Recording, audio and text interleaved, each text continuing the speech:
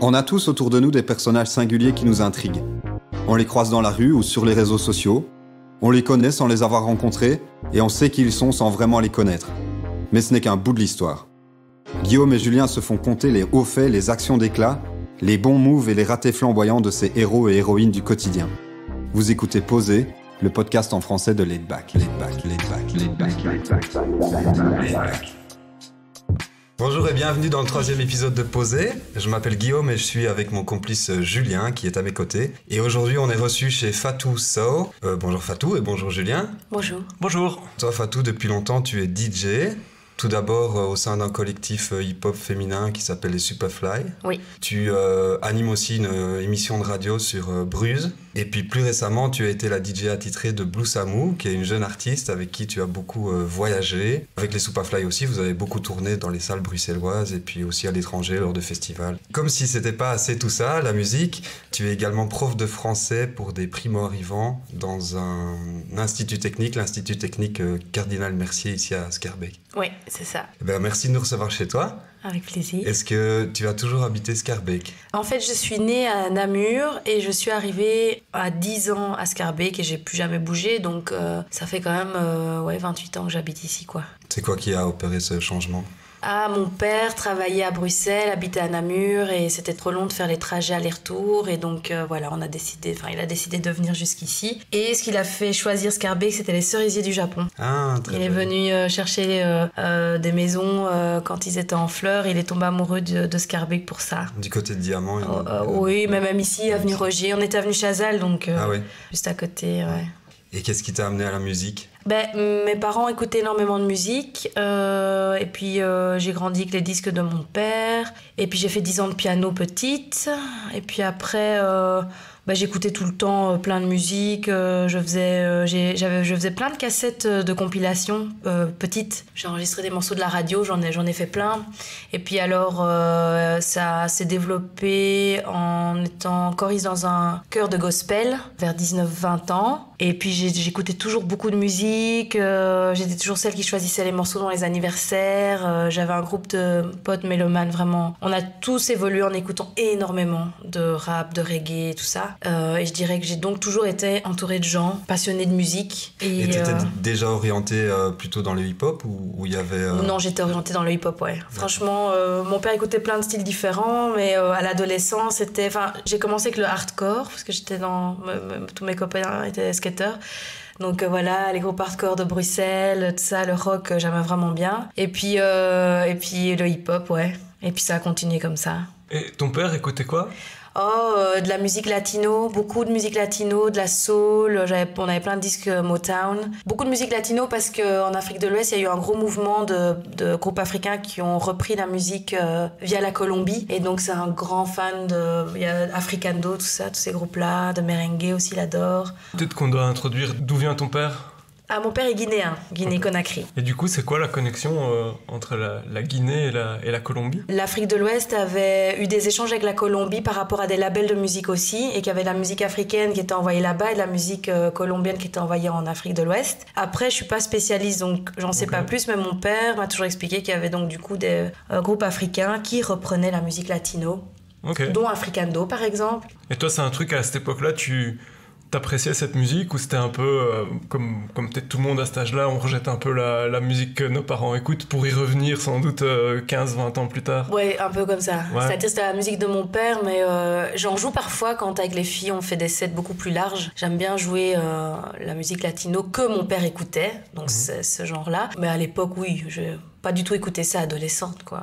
Pas du tout. La soul, oui, quand même, mais pas la musique latine. Et ta maman, elle écoutait quoi ? Il y avait des vinyles de rock aussi. Je me souviens d'un vinyle de Kiss qui me faisait énormément peur, petite, parce que c'était la cover avec des gars avec les masques et puis avec du sang qui sort de la bouche. Ça me faisait trop peur. De la musique française, Léo Ferré, énormément de vinyles aussi de musique française, puis aussi de la musique africaine qu'elle écoutait avec mon père, des vieux vinyles de Guinée.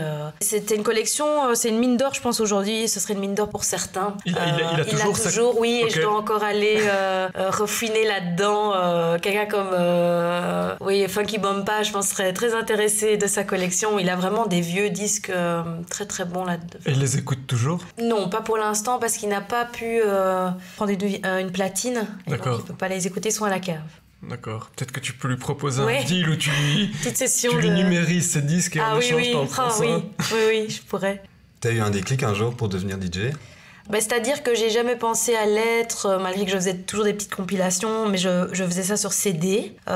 J'ai vécu 5 ans avec ma meilleure amie Sarah, Madame la Belge, big up. Et on a énormément loué de CD rap à l'époque à la médiathèque où elle travaillait. Et donc je faisais beaucoup de compilations, mais je me disais pas, ma manière de travailler, ça fait penser à un DJ, j'aimerais bien faire ça. Moi, c'était que pour les potes. Mais ça, c'était un peu un rêve, effectivement, parce que j'étais très respectueuse de ce boulot-là. Enfin, mes amis, en fait, avaient des vinyles, des platines, etc. Moi, j'ai jamais pu m'en acheter. Et les booms, on les faisait chez moi, chez mon père. On utilisait les platines et tout ça. Et donc, je respectais à mort tout ça. J'avais envie d'apprendre, mais j'ai jamais pris le temps. C'est quand j'ai rencontré mon compagnon, qui est DJ, qui m'a un peu montré comment il fallait faire et qui m'a dit tu t'en sors plutôt bien, que je me suis dit pourquoi pas, ou c'est marrant d'essayer. Et quand on a commencé le collectif Superfly, ça m'a poussée à être une des 2 DJ, Mike et moi, au début. On sent quand tu dis ça que tu as l'amour de la mixtape. C'est quoi ta référence en matière de mixtape? C'est quoi les mixtapes que tu as écoutés et qui t'ont donné envie d'en faire? J'ai commencé comme ça, sans spécialement en avoir écouté. J'ai commencé juste parce que petite, je voulais avoir sur une cassette les chansons que j'aimais bien. Et je voulais les écouter tout le temps. Et puis il y a eu le Walkman. Et donc, je les écoutais tout le temps. Et puis après, ça s'est transféré à on fait ça en CD pour les copains. Et puis, c'est resté, j'avais comme ça plein de CD juste parce que je voulais les réécouter avec que je piochais dans les albums les chansons que j'adorais. Et c'est plutôt comme ça que ça arrivait. J'ai pas spécialement eu les mixtapes de HMD, tout ça.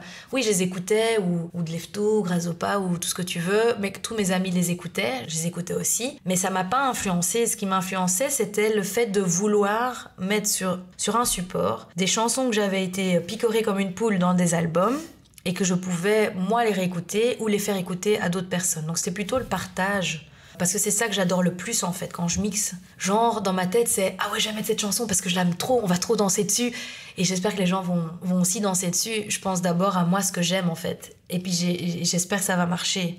Mais est-ce que c'est pas un peu un art qui est en train de se perdre, l'art de la mixtape? Aujourd'hui, on voit tout le monde utilise les plateformes de streaming, les Spotify, Apple Music, etc. Ouais, c'est des playlists en soi. Donc c'est des playlists. Beaucoup de gens se satisfont de recevoir une playlist versus une seule piste mixée dans laquelle il n'y a pas moyen il y a moyen de skipper, mais c'est pas vraiment l'idée, qui est vraiment une histoire complète. Ah oui, non, je pense que ça se perd un peu. Ça se perd un peu, parce que maintenant il y a oui, bien sûr. Ouais, c'est pour ça qu'il faut continuer à en faire pour que ça disparaisse pas complètement.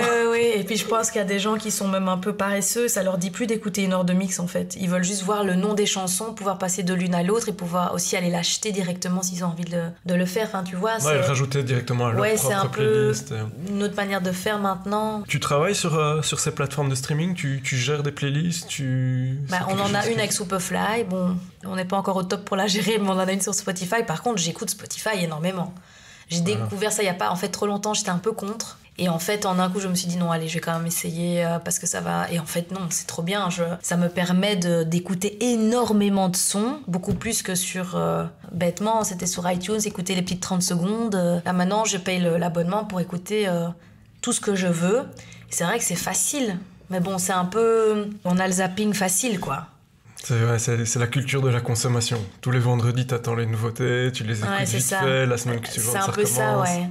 Et bon, c'est vrai que c'est hyper différent de quand moi j'étais jeune, quoi. Enfin, quand on était jeune, impossible d'écouter un disque. Ah oui, d'écouter le CD à l'avance, ou alors il fallait aller à la Fnac écouter comme ça le petit CD, tu sais. On allait au magasin de vinyle pour vite écouter un vinyle, mais tu pouvais pas rentrer à la maison en te souvenant c'est cette chanson-là que j'aimais bien, je vais l'acheter séparément, c'est juste impossible. Mais moi, avec ma manière de travailler, c'est ce que j'ai toujours aimé, c'est-à-dire de graver les CD et puis de les prendre une à une et de les mettre sur un autre CD. C'est toujours ça que j'ai aimé. Donc en gros, j'aime encore bien ça, moi, d'aller écouter une chanson d'un album, l'acheter ou pas, et puis c'est pas grave si j'ai pas tout l'album. Enfin, tu vois ce que je veux dire.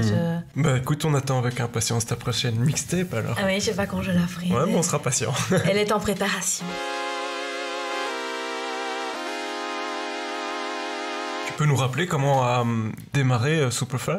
C'est Johanna, qu'on connaissait toutes séparément, qui s'est dit qui avait remarqué qu'on aimait tout le hip-hop, nous 6, et qu'il fallait faire quelque chose avec ça. Et donc on s'est toutes rencontrées, on se connaissait pas. On s'est rencontrées à Gand et on a décidé en fait de commencer un collectif qui organiserait des soirées axées sur les femmes, les artistes femmes. Et l'une de nous était en fait éditrice du An Attitude Magazine, qui est un magazine donc de rap exclusivement féminin. Et alors pour l'édition qu'elle allait sortir, on avait décidé d'organiser une soirée au Tavernier. Et donc Mickey et moi allions mixer. Et en gros, cette soirée-là, ça a été la première fois que je devais vraiment mixer devant un public autre que mes amis, quoi. Ça t'a fait peur ? Ah oui, j'étais hyper stressée, surtout que j'avais pas encore bien la technique. Je mixais pas avec les vinyles depuis très longtemps. Sinon, c'était avec mon ordi. J'essayais de me débrouiller dans les anniversaires comme je pouvais. Donc oui, bien sûr, j'avais peur d'être jugée. Mickey avait déjà de l'expérience. Donc oui, j'étais sous pression. Cette première soirée, c'était en quelle année ? 2009. Donc cette année, on fête les 10 ans. Ouais, les 10 ans de Superfly, ouais. Vous avez prévu quelque chose ? En fait, on a une résidence au Beurs et on va sans doute proposer notre soirée des 10 ans au Beurs. Ouais. C'est prévu quand ça ? Octobre ou novembre, on doit encore voir. Tu disais que Superfly, c'était exclusivement féminin. Oui. Est-ce qu'il y a des revendications derrière le collectif ou pas forcément, c'est juste une rencontre entre femmes ? C'était juste une rencontre entre femmes, pas une rencontre entre féministes. Par contre, on s'est rendu compte avec les années que des artistes qu'on voulait voir ici n'étaient jamais bookés. Donc on s'est un peu demandé pourquoi. Et puis c'était juste parce que nous, on les faisait venir qu'elles jouaient à Bruxelles. Donc c'est devenu un peu notre couleur, quoi. Superfly, on fait des soirées qui font venir des artistes féminines. Aussi parce que sinon on les aurait pas vus à Bruxelles. Certaines DJ maintenant fait venir des DJ au Beurs ou des artistes rap et la plupart elles sont juste venues parce qu'on les avait invitées. Donc c'est toujours comme ça, si vous n'engagiez pas cette démarche, elles ne seraient pas là. Pour ces filles-là, oui, pas pour les autres qui sont beaucoup plus connues, etc., auxquelles pensent les festivals d'aujourd'hui et les organisations d'événements, mais quand on a commencé, il y avait que nous quasi. Maintenant c'est beaucoup plus répandu, on voit beaucoup plus d'événements strictly women, machin, et donc ils les font venir. Mais là, quand je vois nos line-up, il y en a beaucoup qu'on est les seuls à avoir fait venir, ouais. Quand vous mixez, vous essayez de mixer avant tout des femmes ? Pas généralement, mais dans des sets spéciaux, oui. Donc on a déjà fait des sets sur Mixcloud ou dans des soirées spéciales aussi. Et on avait fait, je me souviens, un streaming, on avait fait 3 heures d'artistes femmes rap. C'était génial. La recherche déjà était trop chouette. On avait réussi à faire 3h30, c'était pour Strom TV, voilà. C'était vraiment chouette et on était partis de la fin début des années 80 jusqu'à 2016 à l'époque. C'est intéressant de rechercher justement. Bon, c'est pas en soi un but, dès qu'on nous voit mixer, on n'essaye pas de mettre que des femmes, ou on essaye d'en mettre bien sûr, mais la musique qui est proposée en général est très masculine aussi, surtout dans le rap, donc à un moment on va toujours aussi mixer le même genre de filles, quoi. Et aujourd'hui, Superfly, c'est un collectif qui est exclusivement centré sur le DJing ? Oui, depuis quelques années, depuis 5 ans, oui, parce et vous êtes combien de DJ ? 4 maintenant. 4 DJ. Ouais. Il y a 5 ans, Nadia et Vanessa nous ont rejoints en tant que DJ, donc elles étaient déjà dans le collectif, mais elles avaient aussi beaucoup de musique. Vanessa avait des vinyles et puis il fallait juste s'y mettre aussi, et ça a été beaucoup plus varié. Le spectre s'est élargi parce que Mickey et moi, on était très old school, 90s, jazzy, tout ça. Et elles ont vraiment amené le new school, la trap en fait. On s'est ouverte à ça aussi. Il fallait aussi qu'on s'adapte et qu'on aime. Vous êtes beaucoup plus passe-partout. Oui, voilà. Mais passe-partout, c'est-à-dire qu'on garde nos goûts qui sont fort alternatifs. Donc on n'est vraiment pas du style à jouer les hits de la radio. Mais aujourd'hui, comme la trap est un peu la pop de maintenant, c'est clair que bon, oui, on est beaucoup plus passe-partout et c'est plus la masse aujourd'hui qui connaît la trap et moins les bases classiques du hip-hop. Mais on garde nos goûts alternatifs quand même. Et votre public du début, lui, il a suivi, malgré ça ? Au début, c'était très dur, et puis parce que c'était beaucoup de potes et qui comprenaient pas trop. Je me souviens quand Nadia s'est lancée, elle mixait de la trap bien avant tout le monde ici. Les gens comprenaient pas encore. Ils se demandaient c'était quoi. C'est quoi ce truc ? C'est nul. Enfin, ils étaient pas très ouverts d'esprit, alors que c'était vraiment chouette. Il a fallu le temps. En même temps, ça vous a peut-être ouvert un nouveau public. Oui, forcément, oui. Du coup, Mickey et moi, on s'est aussi adaptés. On a été plus vers les grosses basses. C'est comme du collage, comme ça. Un beau tableau fait avec du collage, avec des époques différentes, des styles différents de rap. Ça va vers le grime aussi. Et puis bon, après on est beaucoup plus large dans certaines soirées. On mixe même un peu housey et tout ça, de la musique qu'on aime.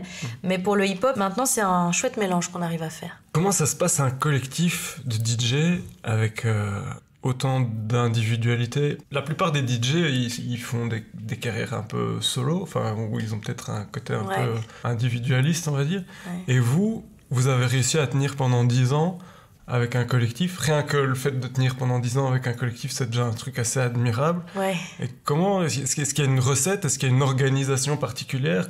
Par exemple, quand un booking arrive, comment vous décidez qui sont celles qui vont représenter Superfly lors de cette soirée ou de cet événement? En général, on essaie d'y aller à 4 et la vie fait qu'aujourd'hui, on a des enfants et que donc du coup, on fait des duos, Nadia et Mickey Yvon ou moi et Vanessa. Mais en fait, je pense que le secret... En tout cas pour nous, c'est juste de super bien s'entendre et d'être devenus amis et de s'amuser constamment et d'être ouvert d'esprit. On a toutes des backgrounds différents, mais en même temps c'est très riche quand on est ensemble et honnêtement on s'amuse quoi. Et je pense qu'on a tout un pan de personnalité qui est semblable, c'est d'aimer s'amuser et de pas se prendre la tête, de ne pas faire ça pour le m'as-tu vu, juste parce qu'on est passionné de son et qu'on veut juste le partager et qu'en même temps si on peut se marrer, c'est juste génial. Et on est toujours resté comme ça, sur cette mentalité-là, en 10 ans. Maintenant, chacune a quand même des sets individuellement.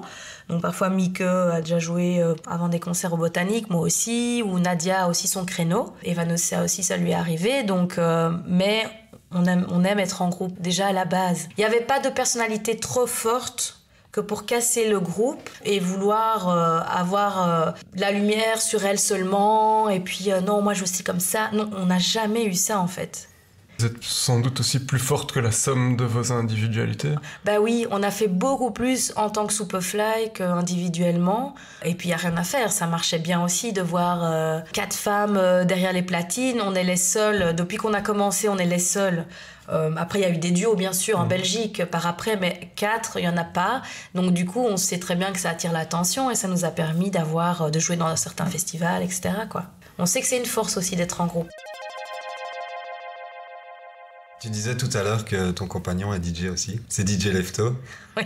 Qui lui est bien connu en Belgique et à l'étranger aussi. Comment ça se passe, la relation double DJ? Est-ce que chacun est sur ses projets ou est-ce que vous vous aidez? Est-ce que vous avez des projets en commun? Ça n'a pas toujours été facile parce que lui était déjà bien établi. Ça faisait déjà 15-20 ans quand moi j'ai commencé Superfly qu'il était occupé. Il connaissait quand même bien le milieu qui est extrêmement fatigant. Donc moi qui ai un boulot sur le côté, il était un peu sceptique au début. Mathieu, ça va t'épuiser quoi. Mais ça m'a épuisé effectivement. Ça nous a d'ailleurs tout épuisé. On a tout un boulot sur le côté à plein temps. Donc, voilà. À plein temps, oui. À plein temps. Donc c'était un moment, ça n'a pas été facile. Et donc je pense qu'au début il a été un peu... Et puis comme des personnes autour de nous un peu sceptiques, tiens, Superfly, que des filles, ça va marcher ce truc, ça va peut-être durer qu'un an. Et en fait, tout le monde a bien vu que ça durait. Évidemment qu'on a une passion en commun, le son, surtout le hip-hop. Mais en fait, ça va, c'est une question d'organisation. Mais à un moment, on se retrouvait fort occupés, moi à gauche et lui à droite, évidemment. Puisque c'est les week-ends... C'est les soirées. Et quand j'étais de plus en plus occupée avec Superfly, ça se voyait parce que j'étais beaucoup moins avec lui à ces soirées à lui. Et donc du coup, oui, c'est clair que ça peut devenir un problème si on ne trouve pas une bonne organisation, quoi. C'est pour tous les couples artistes pareil, je pense. Ou pour les couples occupés. C'est quoi la recette, du coup pour arriver à combiner une vie privée, des activités de DJ et en plus un boulot? Parfois il faut accepter de refuser des bookings peut-être. Voilà, c'est ça, il faut avoir un moment avoir les yeux en face des trous et être très ouvert d'esprit, se rendre compte qu'on peut pas vivre comme quelqu'un qui est seul en couple. Donc il y a un moment, il faut faire des choix, ne pas aller mixer là parce que comme ça donne du temps aussi au couple ou à la famille ou des choses comme ça. Il faut faire avec l'autre et donc ça demande, on doit faire parfois on doit prendre des décisions quoi. Et en plus de tout ça, il y a une émission hebdomadaire sur Bruce. Ouais. J'en parle parce que moi j'ai aussi eu cette expérience de faire de la radio de manière hebdomadaire pendant quelques années. Et si j'ai arrêté, c'est parce que j'ai trouvé qu'à un moment, c'était une régularité qui était presque infernale. Oui, en ce oui. qui, Mais en ce tu qui me étais concernait. Non, j'étais pas seul, mais c'était tous les mercredis, il fallait être là. Oui, bah oui. Il fallait l'enregistrer en direct, il fallait la préparer, il fallait Complètement. réunir les gens, etc. Et c'est pratiquement 52 semaines par an. Ouais. Et là, vous le faites depuis combien de temps, cette émission? 8 ans. Donc c'est sur Presque Bruges. 8 ans sur Bruges. Sur Bruges. On a commencé en tant qu'FM Bruxelles. Et c'est tout à fait ce que tu dis, mais on est 4 à gérer ça. Donc quoi, vous faites une tournante? Non, mais on essaye de... Enfin là, par exemple, j'ai pas été très présente parce que j'ai mon bébé, donc c'est Mieke qui est fort présente. Nadia est super occupée avec son boulot, donc on essaie de trouver un équilibre, voilà, sans que ça pèse trop sur l'une ou sur l'autre. Mais on a toujours adoré la radio, et au début, c'était essentiellement Mieke et moi pendant les 5 premières années qui préparions le show. Et c'était quelque chose, bon, on n'a qu'une heure encore, hein, mais bon, une demi-heure chacune, il fallait avoir les nouveautés, ci, les ça, les invités. Mais on a toujours adoré, honnêtement.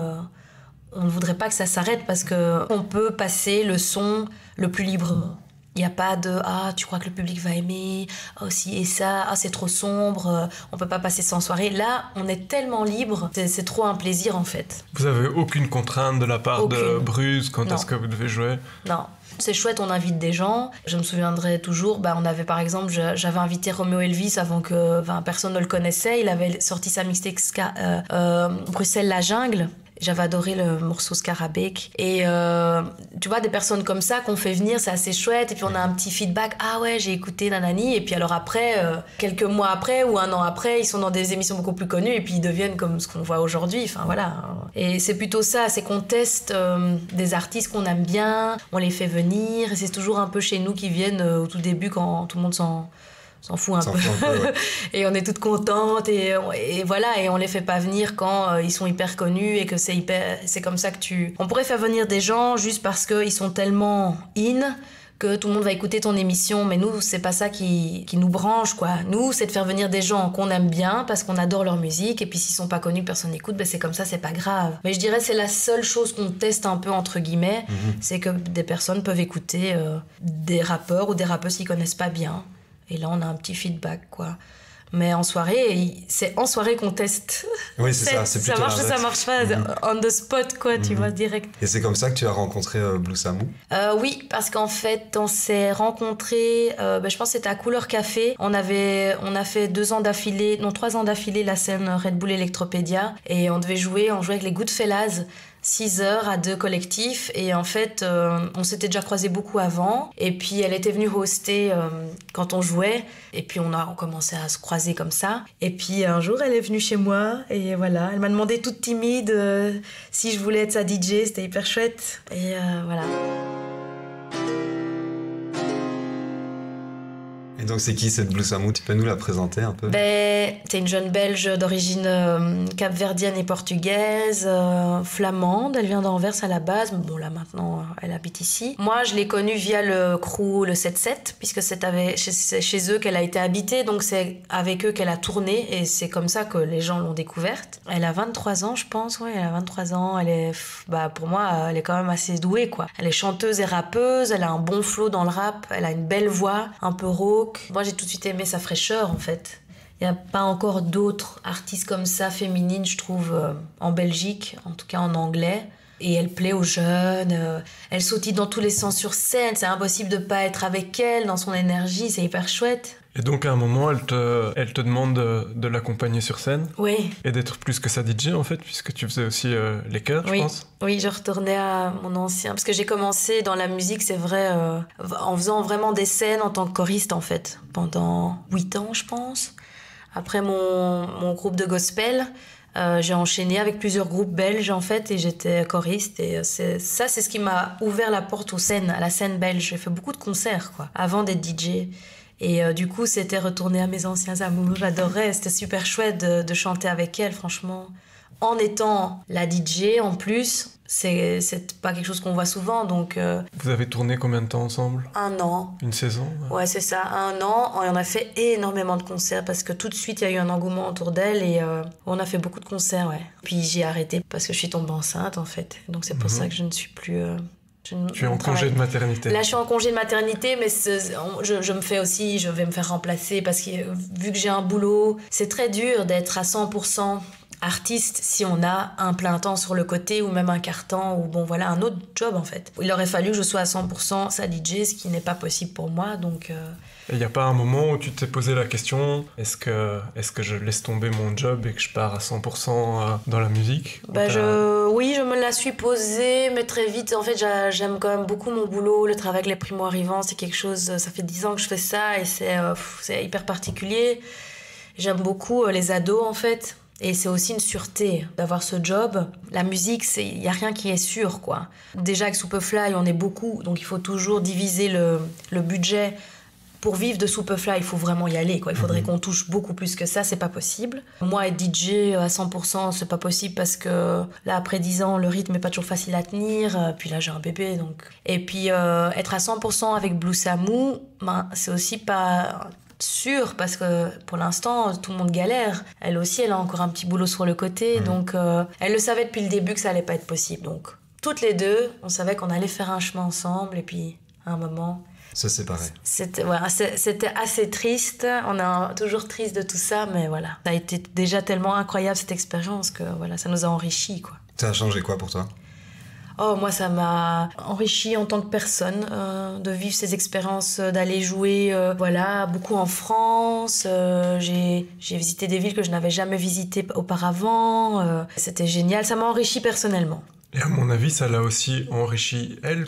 Une différence d'âge entre vous, mais aussi, je pense, une différence de personnalité. Là où toi, t'es peut-être plus posée, elle est un peu plus feu follet. Oui. Et donc, peut-être que c'était... Complètement. J'étais un peu la grande sœur, quoi. Enfin, je parle au passé, en fait, non, on est toujours comme ça. On est très proches. Là, vous gardez un bon contact? Ah oui, complètement. Elle viendra faire du babysitting. On s'est encore vu il y a quelques jours. Enfin, non, vraiment. Et je vous dis, c'est vraiment triste qu'on ait dû arrêter, mais c'est comme ça, c'est la vie. Mais en fait, ce duo a donné énormément live. C'est-à-dire que je pense qu'on a eu des concerts aussi parce que les gens aimaient vraiment ce live.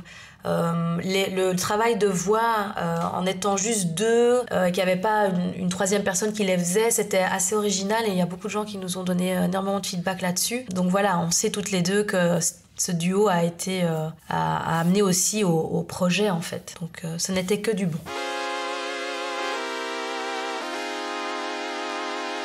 Tu disais, ça fait 10 ans que tu es prof pour des primo-arrivants. Ça, c'est complètement un autre registre. Comment t'es arrivé à faire ce boulot? C'était mes études. Parce que je suis linguiste à la base. J'ai fait ça à l'ULB. Et donc, je me suis spécialisée dans l'apprentissage des langues étrangères chez les enfants. Et puis, j'ai fait après un master de français langue étrangère parce que ça m'attirait. Et puis, j'ai commencé et c'était complètement différent de ce que j'avais en tête parce que voilà, l'Institut Cardinal Mercier, c'est une école... c'est pas péjoratif, mais c'est une école ghetto, et c'est vrai, voilà, c'est une école dont le statut socio-économique des familles est le plus bas à Bruxelles, et donc c'est pas facile de travailler dans cette école. C'est vraiment une école qui peut être compliquée, mais bon, ça va, maintenant je suis habituée. Mais donc c'est dans ces écoles-là qu'on a beaucoup de budget pour les étrangers, et on arrive à faire des classes spéciales, où on leur apprend le français pendant 1 an. On a énormément de Syriens depuis plus ou moins 5 ans. Donc ce qui va avec ça, c'est le travail aussi avec des traumatisés de guerre, ce qui est hyper compliqué parce qu'on n'a aucune formation, il n'y a personne qui nous aide. C'est très difficile. Ça, franchement, pour tous ceux qui travaillent dans ce secteur-là, il y a beaucoup d'aide qui est donnée aux adultes, mais aux jeunes, c'est un peu « ils sont en obligation scolaire, débrouillez-vous ». Et nous, notre équipe, on est tous sur les genoux parce que c'est hyper compliqué de gérer les problèmes d'apprentissage d'enfants qui en ont parce qu'ils ont été traumatisés par la guerre, par leur arrivée en Belgique, ils ont vu des gens tomber des bateaux, ils ont vu les djihadistes ouvrir des ventes, enfin, je veux dire, des trucs horribles à raconter. Et forcément, leur apprentissage en est altéré parce que leur cerveau est occupé par autre chose. Et donc, c'est pas facile, mais c'est hyper enrichissant. Mais c'est ce qui me prend beaucoup d'énergie. C'est pour ça que ça n'a pas toujours été facile d'allier ça avec le DJing. Il fallait être fraîche le lundi, quoi. Et toi, toutes ces histoires compliquées que tu entends, est-ce que émotionnellement, c'est aussi dur pour toi de les recevoir? T'arrives à te protéger, à garder une distance? Pas au début, non, ça fait pas longtemps. Non, je prenais tout dans la face. Je voulais aider tout le monde, c'était impossible. Enfin, je me suis pas du tout protégée. Donc à un moment, ça a été dur pour moi. J'ai dû faire une pause de mon boulot, quoi. Ah oui? Oui, bien sûr. Quand tu te retrouves à la rentrée, au mois de septembre, avec une nouvelle classe, t'es donc face à une classe dans laquelle personne ne parle français. Ouais, voilà, c'est ça. Ouais. Il faut combien de temps pour que la classe, dans son ensemble, on va dire, Comprenne un maîtrise peu. ouais.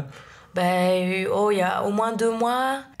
En tout cas, le premier mois et demi, on est comme un clown, quoi. C'est-à-dire qu'il y a personne qui parle. Et toi, tu fais du théâtre. C'est pour ça aussi que c'est un job qui prend beaucoup d'énergie. Tu parles tout le temps. Et si tu ne parles pas, il n'y a rien, aucune interaction. Et tu dois mimer absolument tout. Ça met 1 mois et demi, 2 mois avant que vraiment ils puissent comprendre certaines choses. Alors après, moi j'adore faire des blagues et tout. Ça met 8 mois, 9 mois. Avant et puis qu'ils comprennent. Ah oui, l'humour, etc. Mais c'est hyper chouette. Puis bon, j'ai pas que des Syriens. J'ai parfois des classes où il y a que des Syriens analphabètes. C'est ça que je voulais ajouter aussi, c'est que souvent ils sont analphabètes et que donc il faut gérer en plus l'analphabétisme. Et c'est ça aussi qui est difficile. Et sinon, il y a les classes de primo-arrivants qui ont été à l'école dans leur pays, où il n'y a pas d'analphabétisme. Et là, il y a toutes les origines. Ça va du Tibet à la Pologne, au Pérou. C'est génial, quoi. Et donc, c'est une classe hyper hétérogène. Non, c'est un super boulot. C'est homogène au niveau des âges ? Non, moi, c'est souvent de 14 à 19. On a des classes où ils sont plus jeunes, mais j'aime bien les plus âgés. À la fin de l'année, avec toi, à la fin de leur première année ici en Belgique, ils repartent dans le circuit traditionnel de l'enseignement. De français langue maternelle, voilà, c'est ça. Parfois, ça met quand même 1 an et demi. En fait, ils sont pas du tout préparés, pas du tout prêts, je veux dire. Il leur faudrait au moins 2 ans, 2 ans et demi. Mais le système donne 18 mois maximum. Donc voilà, après, c'est un peu le choc quand même, hein, quand ils arrivent dans les classes français langue maternelle.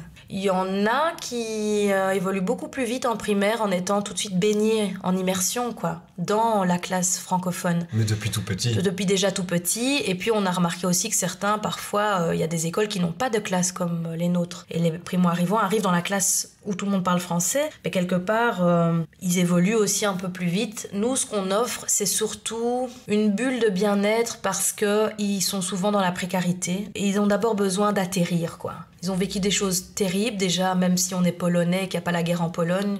Être déraciné comme ça, avoir laissé tout le monde derrière, c'est très traumatisant. Et donc, nous, on leur offre ça, une bulle de confort, on est un peu maternante, quoi. Donc vous les bombardez pas direct avec plein Non, et c'est ça matière. Que certains collègues aimeraient qu'on fasse, mais non. Nous, notre priorité, c'est qu'ils soient bien, c'est leur bien-être, en fait. Donc, Tu disais maternante, c'est plutôt des femmes qui enseignent ? Là, j'ai un remplaçant, d'ailleurs, cette année, mais sinon, c'est plutôt des femmes, ouais. Beaucoup de patience, c'est peut-être ça, je sais pas. Ouais. Moi, il y a un truc qui m'a marqué, je sais pas si tu le fais chaque année, je pense que ça devait être au mois de mai-juin, où tu avais posté une année une photo de certains de tes élèves sur Instagram, en racontant en une phrase un peu l'histoire de chacun. Ah, je suis tellement fier parce que lui, maintenant, va faire des études supérieures, ils etc. étaient gradués. C'est des beaux résultats que tu obtiens souvent. Ah oui. De pouvoir revoir des anciens élèves qui s'en sont bien sortis. Oui, quelques-uns. Franchement, chaque année, du coup, comme ça fait 10 ans, maintenant, ceux qui sortent, je les connais. On en a quand même quelques-uns, oui, on en a quand même une dizaine par an, parce que c'est pas facile, hein. Il y en a qui n'arrivent jamais à avoir le niveau qu'il faut en français que pour être en général et lire Zola et ci et ça, non, c'est difficile. On en a quand même une poignée qui fait des études supérieures, il y en a qui arrêtent, qui trouvent du travail, et il y en a malheureusement qui doivent retourner dans leur pays, quoi. Parce que nous, on est vraiment en première ligne par rapport à tous ceux qu'on renvoie dans le pays, alors qu'on connaît leur situation, c'est terrible, et on les voit plus parce qu'ils ont dû rentrer, quoi. Donc ça arrive qu'en cours d'année, il y ait un élève de moins dans la classe. Oui, ça arrive, et c'est souvent un peu choquant même. Et vous êtes mis au courant de ce genre de choses, ou vous découvrez juste qu'il y a un élève qui vient plus, puis vous vous renseignez pourquoi il vient plus, et vous apprenez que... C'est un peu du jour au lendemain que l'équipe éducative nous dit, il a été renvoyé, il devait partir, quoi. On est rarement au courant. J'ai une collègue dans l'équipe qui est vraiment au courant de toutes les procédures, etc. Mais ça demande beaucoup aussi d'énergie de suivre tout le monde, ils sont 60, et donc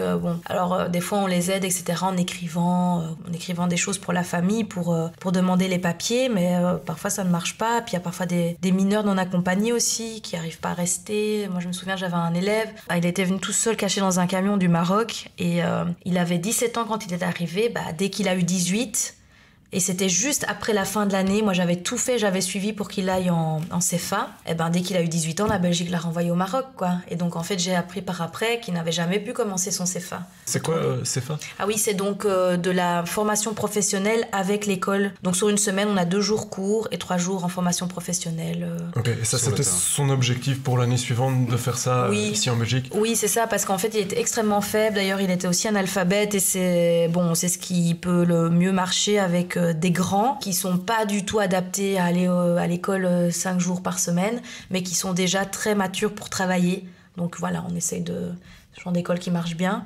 En général, les personnes qui sont dans notre école, les familles en tout cas, peuvent rester, quoi. Il a été avéré qu'elles peuvent rester, elles sont réfugiées. C'est pas un stress permanent.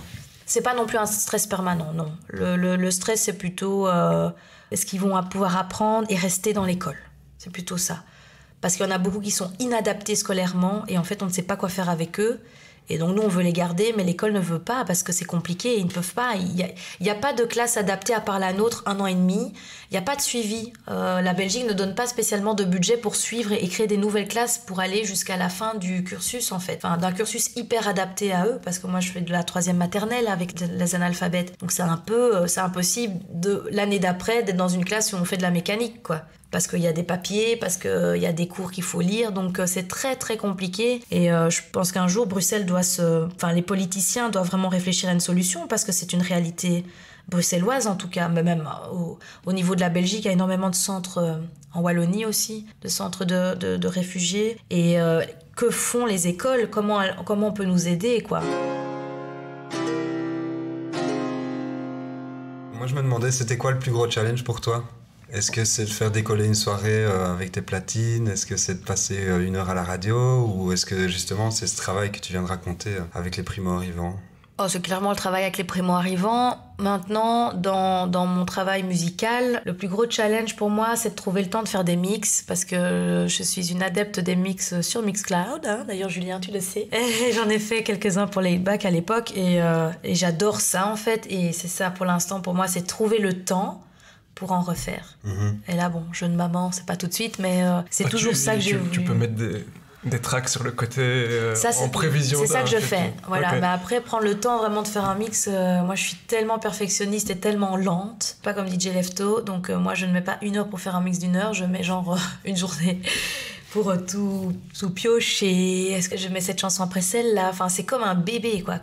C'est plutôt ça le challenge pour moi. T'as des projets ou des envies ou des rêves à réaliser pour la suite ? Non, je voudrais juste en fait toujours avoir un pied dans la musique, quoi. Si je peux toujours partager la musique, j'aimerais, c'est plutôt ça, pouvoir continuer quand même un peu ce que j'ai mis en place depuis des années, ou juste parce que j'aime ça, quoi. Et toujours un pied dans l'école ? Ça je sais pas. Voilà, je suis en train un peu de voir. J'aimerais bien un jour, professionnellement parlant par rapport à ça, j'aimerais bien un jour en fait former les profs qui s'occupent des primo-arrivants, parce qu'il y a énormément de choses dont les personnes ne sont pas au courant, et on pourrait aider ces populations beaucoup mieux. Donc j'aimerais plutôt faire ça, me reformer un peu dans tout ce qui est neurologie, tout ça. Enfin, c'est la neurolinguistique en fait, j'aime ça, quoi. Le cerveau, le langage, comment des traumatismes peuvent t'empêcher de bien apprendre. Et donc amener ça dans des formations pour que tout le monde se calme et soit patient. Parce que moi j'ai énormément d'exemples de profs qui ne comprennent pas. Que c'est d'avoir devant soi quelqu'un de traumatisé qui veut apprendre, c'est pas la même chose que quelqu'un de non traumatisé, donc il faut mettre en place d'autres choses, quoi. Faut être différent, faut comprendre que ça met du temps, des choses comme ça. Ce serait plutôt ça comme projet, ouais. J'avais envie, pour clôturer cet échange, et on le fait un peu à chaque fois dans Poser, de te demander ce que tu es en train d'écouter pour l'instant. C'était le nouveau de Schoolboy Q. Je l'écoutais justement sur Spotify. Et puis alors... j'avais pas mal écouté en boucle Clé au sol. Trop bonne chanteuse, quoi. Oh là là, c'est trop beau. Les compositions des chansons sont super belles, les mélodies sont incroyables. Et ouais, c'était ce que j'étais un peu en train d'écouter récemment. Ok, on va suivre tes conseils. Voilà. Mais merci beaucoup Fatou de nous avoir reçus. Merci Fatou. Je vous rappelle que Poser est disponible sur Apple Podcast, Google Podcast, iTunes, Spotify et Mixcloud, et bien sûr, bien entendu, sur le site internet de Laidback. Et je vous remercie d'avoir suivi cet épisode, et puis on se retrouve pour une prochaine suite de Poser. À bientôt. À bientôt. Au revoir.